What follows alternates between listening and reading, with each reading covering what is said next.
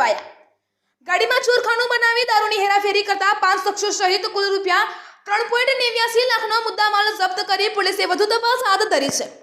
લોકસભાની ચૂંટણીને લઈને બનાસકાંઠા જિલ્લા પોલીસ આદર્શ આચાર સંહિતાના અમલ માટે ચુસ્ત સુરક્ષા વ્યવસ્થા ગોઠવી છે, જે અંતર્ગત જિલ્લા એલસીબીની ટીમ પણ ગુનાહિત પ્રવૃત્તિઓ અટકાવવા માટે પેટ્રોલિંગમાં હતી। તે સમયે રાજસ્થાનથી દારૂ ભરેલી એક ગાડી ગુજરાતમાં પ્રવેશી હોવાની માહિતી મળી હતી, જેથી એલસીબીની ટીમે ડીસા પાસે વોચ ગોઠવી હતી અને રાજસ્થાન તરફથી આવી રહેલી એક શંકાસ્પદ છેલ્લો ગાડીને થોભાવી તપાસી લેતા તેમાં ચોરખાનું બનાવીને દારૂ સંતાડેલો મળી આવ્યો હતો, જેથી પોલીસે તરત જ દારૂના જથ્થા સાથે ગાડી કબજે કરી લીધી હતી અને ગાડીમાં બેઠેલા અને રાજકોટના રહેવાસી રિયાઝ બસીરભાઈ સરવદી, વિશ્વાસ ઘનશ્યામભાઈ પઠારિયા, મેહુલ બાબુભાઈ કુડેચા, કરણ કિશોરભાઈ સિંધાવ અને મિત ઘનશ્યામભાઈ સોલંકી સહિત 5 શખ્સોની પણ અટકાયત કરી હતી।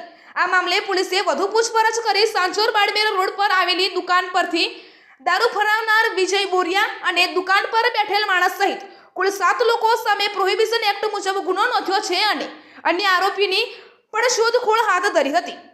તમામ મુદ્દામાલ ડીસા તાલુકાના પોલીસને સોંપતા પોલીસે વધુ તપાસ હાથ ધરી છે।